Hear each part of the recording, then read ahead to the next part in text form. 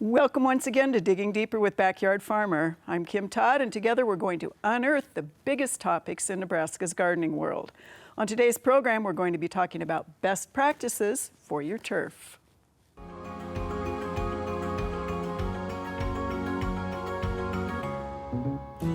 So, we're going to be talking grass today, and it's not the kind that you smoke, it's the kind you mow. And people really love to keep that turf weed-free. They don't like those pests, those diseases. So two of our regular old panelists have decided to have that conversation about what to do about that turf. So Jonathan and Bill, I think we really probably want to start talking about one of those STEP programs. Yeah, I think it's something that we have a little frustration with sometimes because people want to just follow the calendar and not look at what's actually happening in their landscape. Yeah. And they just got to do something because they think they have to do something. And a lot of times what they're doing is inappropriate. It really doesn't make a lot of sense. And that could be from fertility to pest control, using the wrong products at the wrong time. And so that can be a little bit frustrating, I think, when we're trying to talk to homeowners about what they should be doing to maintain that lawn. Timing is a big part of it, I think. The pests and weeds, they don't necessarily know the calendar. So if you're doing it by the day on the calendar, that's not always going to be the most effective use of your time. I mean, everything from pre-emergence applications for your crabgrass and grub control applications. I mean, that window is so narrow, and right, depending on the product you're using, right? And then absolutely, end of the year when we're dealing with weed control to clean things up for the next year. Yeah, there's general time that's important, but we can't just say, well, I need to go out and apply something today, even if it might not be needed.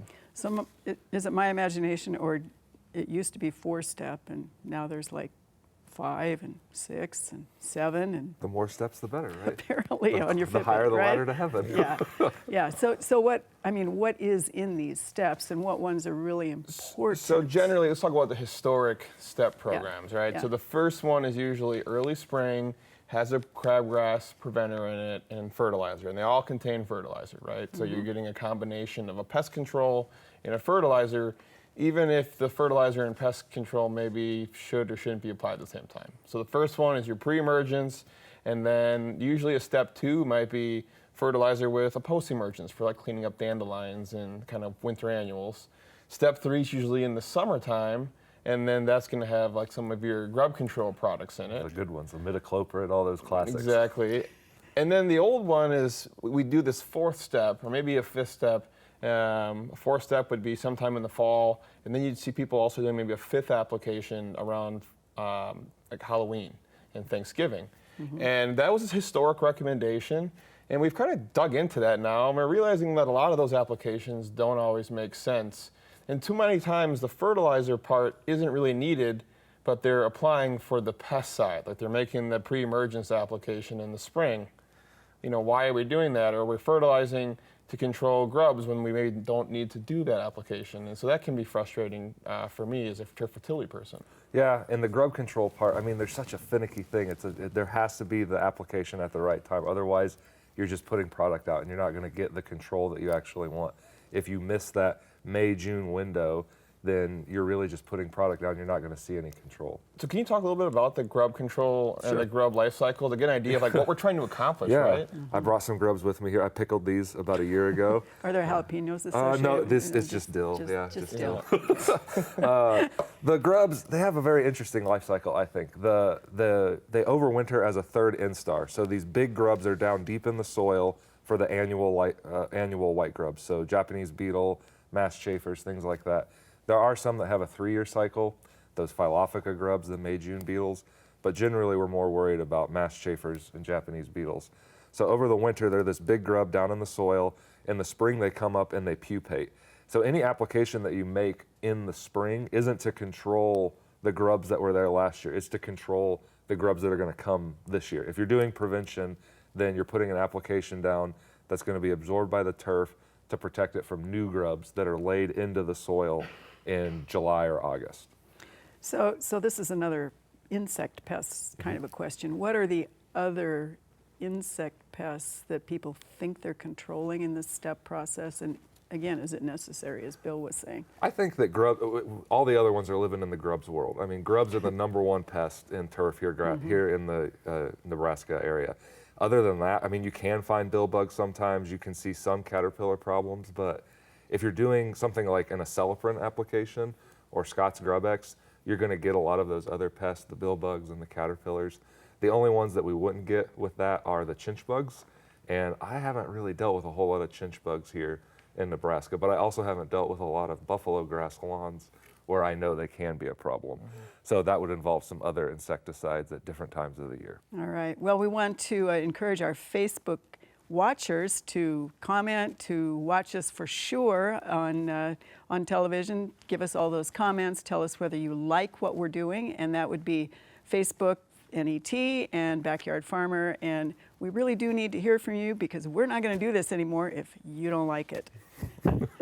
Okay, so you brought up buffalo grass and you brought up bill bugs. So what is the perfect lawn species? Yeah, what's the best? The For best where? one, yeah, Yeah. no, I mean, so buffalo grass, I'm not going to say is perfect for every situation, right? If you want that immaculate lawn, then buffalo grass may not be the one for you. It has kind of that blue-green hue. It's finer texture. It looks more wispy, but it's a native. It's a native to Nebraska. It's the only native turf grass in North America. Even Kentucky bluegrass is not from Kentucky. It's from Germany. Right. And into the mountains. And so if you want a native, like that's a good option, and it's obviously adapted to our climate. And so that would be one. If you're looking for more of those traditional cool season grasses, we like the tall fescue in the eastern half of the state because we get enough rain. If you go further west, tall fescue may fail because you have a longer drought, then you can have issues where that grass can die. So we still see damage from 2012's drought in Lincoln, for example, of athletic fields that are just gone and all weeds now because the grass died during that drought. So that situation of Kentucky bluegrass is a better option. Avoid things like perennial ryegrass, fine fescues.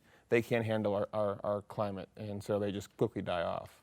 So do we see a back and forth between the pests that bother the bluegrass? So let's say somebody wants to go in a more environmentally friendly way, or at least they think so. So they want to convert from bluegrass or fescue to buffalo, and they had grubs or they had all sorts of other pests or diseases. Will that just simply show up now in the buffalo grass? You'll see some different pests. You're not going to get the classic turf pests with buffalo grass. They have their own, it has its own little complex of pests that we deal with more with that. And I try to tell everybody has grubs. I mean, they're everywhere. You could go dig anywhere at any point during the fall and you're going to find 3 or 4 of them just about anywhere in any turf. The turf can handle a certain amount of them. If you start seeing 8 or 9 or more in a square foot, that's when we start to worry. So you're always going to find bugs in grass. That's good. That means the grass is alive and it's a happy, environmentally happy place. So I think that, yeah, you're going to still see some stuff in buffalo grass. Would you agree? Yeah, definitely. Yeah. Well, I think we had bill bugs, did we not, in our courtyard when we had buffalo grass in there? I'm That makes pretty sense. sure. Yeah. And that was when Fred was Yeah.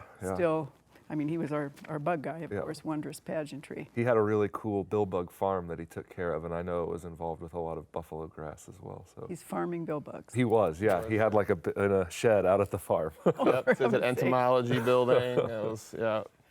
Well, and I guess chinch that's how bugs you too, figure out the so. research, I right? mean, we're weird people. That Well, you know this that, is right? true. You're bug guys. Turf is, a little weird, but not quite as bad as you bug guys.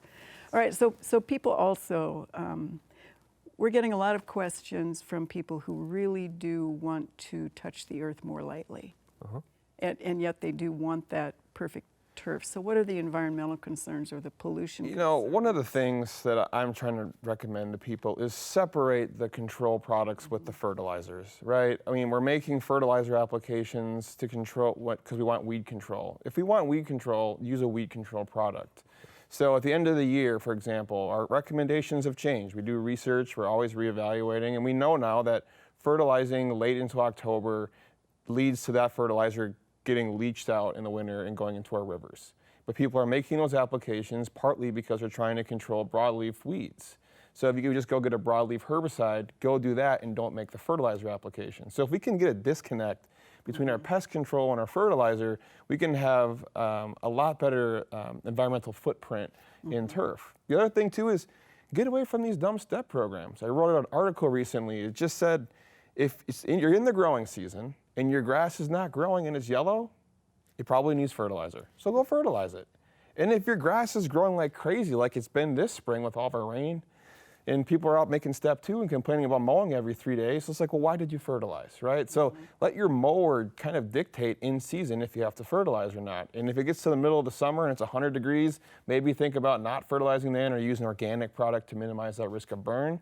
But for the most part, I see way too many under-fertilized lawns in the middle of the summer because people are concerned about burn, and then they just have this wispy, thin yellow lawn that has lots of weed issues like crabgrass. Whereas if you just fertilize it, we might eliminate a lot of those issues and eliminate the spray.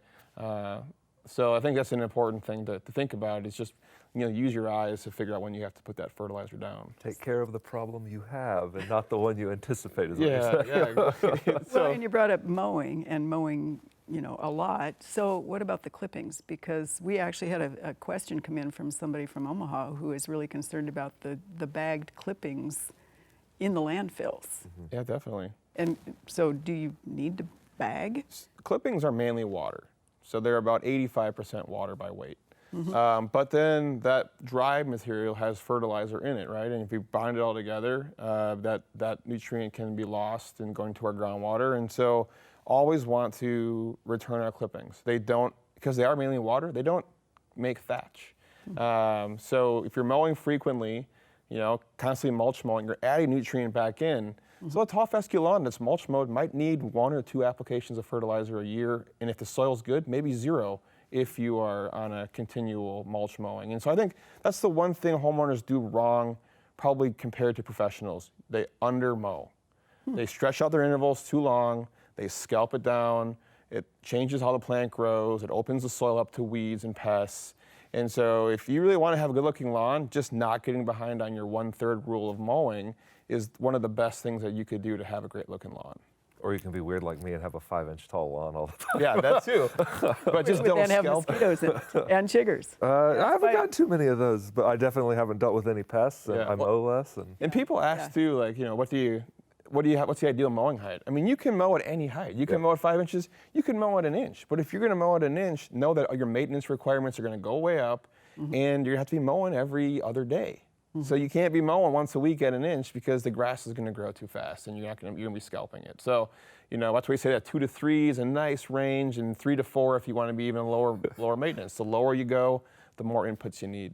Okay, so if you are one of those people who just really does want to bag those clippings, are they bagging up the pests and the diseases too and carrying those either into the compost? Because I do know a lot of people that dump their clippings into the compost pile.